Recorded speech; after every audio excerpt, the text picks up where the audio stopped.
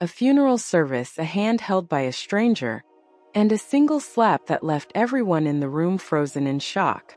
No one expected that a simple misunderstanding would lead to such a massive collapse. This isn't just a story. It is a powerful lesson that you should never underestimate people based on your own assumptions. If you've ever watched a fragile life shatter simply because the wrong person let their arrogance blind them, pay close attention. A single misplaced afternoon, a grieving widow, and one sentence spoken in the shadow of a loss are about to dismantle a carefully curated world, and none of them will ever be the same again. She was kneeling on the cold floor of the grand ballroom, methodically arranging white lilies along the base of a decorative arch when the rhythmic, sharp click of high-end heels echoed through the empty hall. Elena heard the footsteps long before she saw their owner. It was a precise, demanding cadence, the kind of gait that assumed every room was a stage waiting for her arrival. Elena didn't bother to look up. She had barely 40 minutes to transform this massive hall for the evening's gala, and she wasn't about to surrender even a minute of that time to a distraction. Those arrangements are entirely wrong. The voice sliced through the cavernous space with clinical coldness. Elena carefully set a lily stem into place before rising. The woman hovering over her was dressed with the kind of aggressive perfection that only extreme wealth can manufacture. A cream-colored tailored blazer, hair pulled back into a severe, sleek knot, and diamond studs that were small enough to suggest a status that didn't need to shout.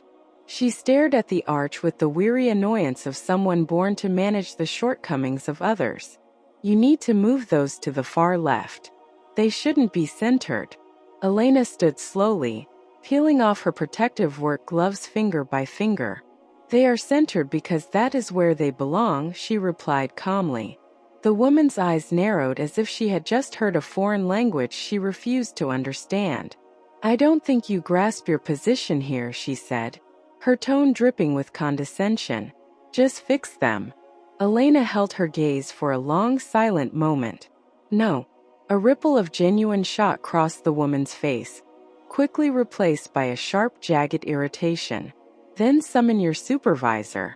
I am the lead on this project. The silence that followed was heavy. Across the ballroom, the catering staff suddenly found their tasks exceptionally urgent. Heads bowed to avoid the collision of wills. Elena reached for another stem. If you have aesthetic concerns, she said, her voice remaining perfectly steady, you are welcome to address them with the event director once the reception concludes. The woman let out a short, hollow laugh and scanned the room, ensuring she had an audience before delivering her final insult. People like you always love to play at having authority. The room seemed to freeze. Elena turned fully to face her. Repeat that. The woman lifted her chin with a defensive, haughty tilt. I said what I said. Elena took one slow, deliberate step toward her. I just want you to be certain you heard yourself clearly. Because later, when you find yourself in a room where you are finally forced to account for your character, you should remember that this is the version of yourself you chose to project. For the first time, the woman faltered, her confidence visibly fracturing. You should leave, Elena said, and while it was barely a whisper, the weight behind the words turned it into an irrevocable command. The woman stared at her for a heartbeat, then turned, her stride losing its manufactured grace as she retreated from the hall. Elena returned to her lilies as if nothing had happened, her focus unbroken. By 2 in the afternoon, Elena was in the west wing of the same complex, dressed in somber, charcoal-toned funeral attire, searching for Hall G. Her mentor Beatrice had lost her father just days before, and Elena had promised to be there. She pushed open a heavy oak door marked with a small, discreet placard and slipped into the back of a dimly lit room. It was quiet, filled with the faint scent of beeswax and the soft, mournful tones of a cello. About 30 people were gathered, most of them elderly, sitting in frozen, reverent postures. Elena took a seat in the back row. The woman beside her was frail, dressed in deep mourning black, her hands locked in her lap so tightly that the skin over her knuckles had gone porcelain white. She was transfixed by the portrait on the display at the front of the room, a man in his late 60s, radiating a quiet, dignified warmth. She hadn't looked away once since Elena arrived. Elena glanced down at the program in her hand. Arthur Sterling, beloved husband and father. The room number on the door had said G, but as she looked again at the placard she had passed, she realized with a start that she had misread it. This was Hall F. She was in the wrong place. She should leave. She began to gather her things, preparing to slip out quietly. Beside her, the woman in black reached for her teacup with shaking hands, catching the edge of the saucer with such force that tea splashed across the delicate lace tablecloth. Elena caught the cup before it could tip over completely. "I am so sorry," the woman whispered, the apology sounding like a reflex, as if she were apologizing for the mere act of existing. "It is perfectly all right," Elena said, her voice soft and grounding. She set the cup down and placed a napkin under the spill. The woman took the napkin with trembling fingers. "My husband always despised these sterile environments," she murmured, still looking at the portrait. "He said they smelled like finality." Elena didn't rush her. She simply listened. As the woman continued, the floodgates of grief began to open. She spoke of how he took his coffee, of a petty argument they'd had just days before the diagnosis, and the crushing weight of the things she hadn't said. Her voice was just a low hum that only Elena could hear. Elena didn't offer empty platitudes or forced comforts. She didn't tell her that he was in a better place or that everything happens for a reason. She simply held the woman's hand and anchored her while she wept through the fragments of her heart. When the silence finally returned, it was deeper, more peaceful. "My son should be here," the woman added quietly. "He called earlier. He is on his way. He carries so much, you know. He always has. He will be here," Elena promised. The woman turned to look at her, then really look at her. "Stay," she requested. "Just until he arrives." He walked in 20 minutes later. Elena felt the air in the room shift, the way a crowd naturally parts for someone who carries a heavy, unspoken gravity. She looked toward the entrance and saw a man in a crisp dark suit, his tie loosened, the top button of his shirt undone as if he were suffocating. He was tall, his jaw set in a line of permanent tension, his eyes scanning the room with the efficiency of someone who had learned early to calculate threats before acknowledging emotions. His gaze locked onto his mother, then drifted to Elena. He crossed the room in a few long strides and stopped at the end of the row. His mother looked up, and for a fleeting second, the armor of her composure vanished. "You are late," she said. "I know, Julian," he replied, his voice a low, raspy baritone. "I am sorry." He looked at Elena, his expression a mixture of fatigue and curiosity. Elena spoke first. "I came to the wrong hall. Your mother asked me to sit with her. I apologize for the interruption." He studied her for a moment, then took the seat on the other side of his mother without demanding that Elena leave. The reception that followed was a quiet affair, with food laid out on long tables and guests murmuring in subdued, mournful tones. Elena was just preparing to find her coat and finally make her way to the correct service when the doors swung open and Victoria walked in. She had clearly prepared for this. A new outfit, a somber mask of grief carefully painted on her face. She navigated the room toward the widow with the practiced poise of someone entering a scene they had rehearsed. Then she saw Elena. Victoria stopped dead. The recognition was instantaneous, and the cold calculation that followed lasted no more than a few seconds. "What is she doing here?" Victoria asked, not whispering, but projecting her voice across the room, ensuring it landed squarely on the widow and the surrounding guests. "I thought this was meant to be a private family matter." The room went unnervingly still. The widow, Mrs. Sterling, set her teacup down. She rose slowly. She was a small woman, but her presence seemed to expand to fill the entire space. She walked toward Victoria with the unhurried, terrifying certainty of a woman who had reached a breaking point. She slapped her. It was a sharp, resonating crack that left the room in a state of paralysis. Mrs. Sterling looked at Victoria, her voice cold and absolute. This woman sat with me for an hour when I could barely draw breath. She held my hand while I tore myself apart. She looked at Victoria without blinking. You were expected at noon. It is now 4. I called you twice. You did not answer. Get out. Not her. You. Victoria clutched her cheek, her eyes glassy with a mix of shock and wounded ego. She turned to Julian for support, but his expression was colder than the widow's. It was hollow, a final detached dismissal. Victoria, trembling with rage and humiliation, smoothed her clothes and retreated. Elena finally made her way toward the exit, bidding a quiet farewell to Mrs. Sterling, whose hand lingered in hers for one last moment of gratitude. She walked out into the cool evening air, and Julian was already waiting by the door. I will walk you to your car, he said, though it sounded like a statement rather than an offer. They walked in silence through the long corridors, out into the gray twilight. He stopped once they reached the lot. She looked at this man who had buried his father, who had walked into a room to find a stranger anchoring his mother, and who had stood by while the woman he was supposed to love humiliated herself at a funeral. Your mother, she does not open up to strangers easily, does she? Elena asked. Never, Julian said. In all my life, I have never seen her reach out to someone she didn't know. Elena nodded slowly. I really should go find the service I actually came for, she said, a trace of embarrassment creeping into her voice. To her surprise, Julian chuckled. I will help you look, he said. 2 levels down, I believe. Right. Thank you.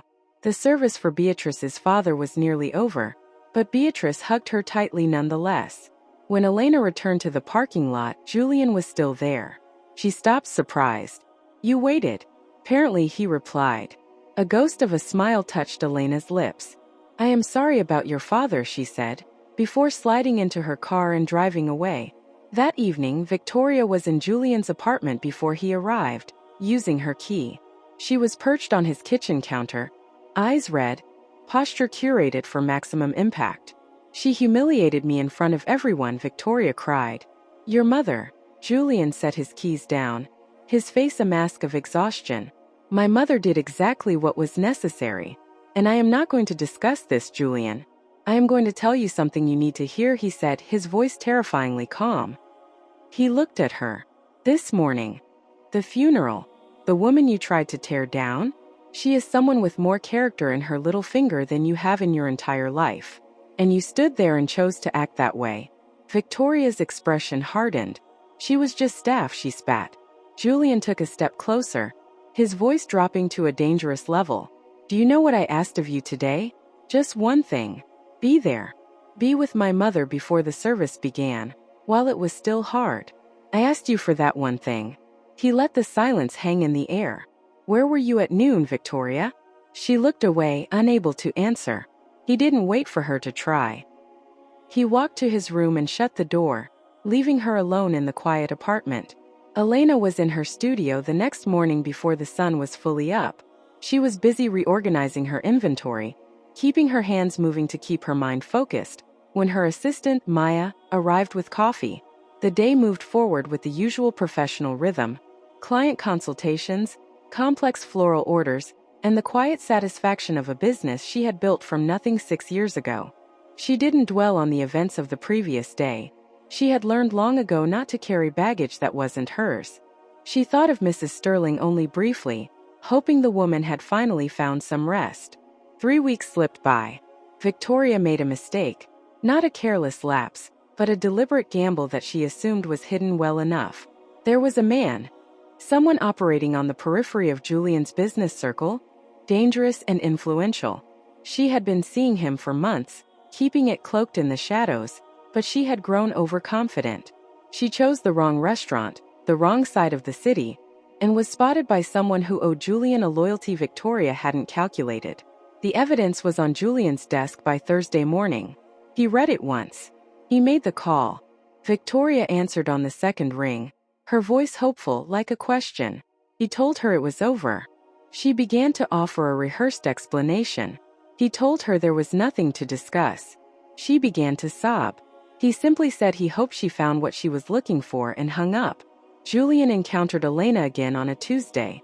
He was leaving a high-stakes meeting in the city center, walking to his car with his head down, when he nearly collided with her. She was emerging from a wholesale florist with two massive bags, her phone wedged between her ear and shoulder. She looked up. He looked up. She nearly dropped the bags. "What are the odds?" he said. She laughed, a genuine involuntary sound that seemed to cut through the gray atmosphere of the business district. He took one of the heavy bags from her without asking. She raised an eyebrow in question. "Coffee," he suggested. "If you have the time." She had the time. They sat in a corner cafe 2 blocks away and talked for nearly 2 hours. He asked about her studio, about the early years of struggle. She asked about his work with a precision that he found refreshing. She listened with that same intensity she had shown his mother, fully, without the performative patience most people used. At one point she set her cup down. "Your partner," she said. "What about her?" "We are no longer together." "Since when?" "3 weeks ago." She nodded. She didn't pry. She didn't offer fake sympathy. They left the cafe. He walked her to her car, watched her pull away, and then vanished for 6 days. Elena told herself she hadn't expected any further contact, but she noticed the silence. The following Tuesday, a delivery arrived at her studio. It wasn't roses. It was white ranunculus, wrapped in simple, elegant paper with a note containing only 4 words in a clean, sharp hand. "I remembered your favorite." Julian had his sources. He had heard about a black woman with a calm demeanor seen laughing in a cafe with Julian Sterling, and he knew exactly who it was before the report was finished. He tracked down her studio address within hours. He arrived on a Saturday morning, the street still quiet and shrouded in mist. Elena was outside signing for a package when the car pulled up. Victoria stepped out, already in the middle of a tirade. "You think you're so clever, don't you?" Trying to get to him the moment, Elena handed the clipboard back to the courier and turned to face her. "I am going to stop you right there. You need to leave. You think you're special because you sat with his grieving mother?" Victoria hissed, stepping closer. Elena didn't flinch. "Go home, Victoria." 3 years, Victoria cried, her voice cracking with jagged fury. 3 years, and now he looks at you like... Elena caught Victoria's wrist in a swift, controlled movement, tight and immediate. Elena pulled free and stepped back, her voice low and dangerous. "Do not do that again." Victoria was breathing hard, her eyes wide with a humiliation she hadn't anticipated. "You should leave," Elena said. "And you should not come back." Victoria turned and left, but the glare she shot back promised that she wasn't finished. Elena called Julian that afternoon. She told him exactly what had occurred, calmly and factually. There was a pause on the line. "Are you hurt?" "No. I will handle it." He went to see Victoria that evening. He didn't sit down. He stood in her doorway and spoke for exactly 2 minutes. His voice never spiked in volume. He informed her that if she ever approached Elena again, her studio, her home, anywhere, he would dismantle her life in this city until there was nothing left. He told her this was his only warning. She looked up at him with a desperate, breaking expression and whispered that she still loved him. He told her he knew, and then he closed the door. He took Elena to the waterfront on a Wednesday evening. They walked slowly, bought street food from a vendor near the bridge, and argued playfully about which side offered the better view of the skyline. On their 4th date, she made him meet her at a flower market at 6 in the morning because she had a massive order to fulfill. He showed up without a single complaint. He learned the difference between garden roses and spray roses. He carried the heavy crates. He never once looked at his watch. She looked at him across a bucket of dahlias in the early morning light and realized she was in very serious trouble. When he told her it was official, when he said it plainly, looking at her over dinner and stating, "I want this to be real," she was quiet for a long moment. "It already is," she replied. Victoria found out the way people always discover the things that wound them most.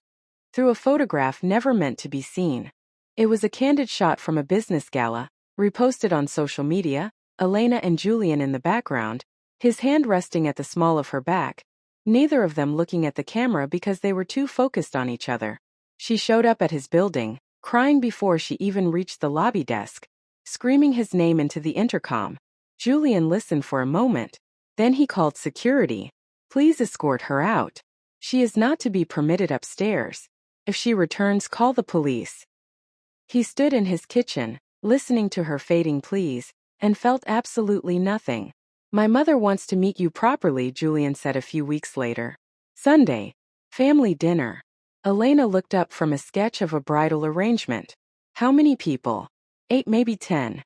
My mother, 2 of my uncles, my sister." She nodded. "You will be fine," he said. "I know I will be fine," she said. "I just wanted a head count."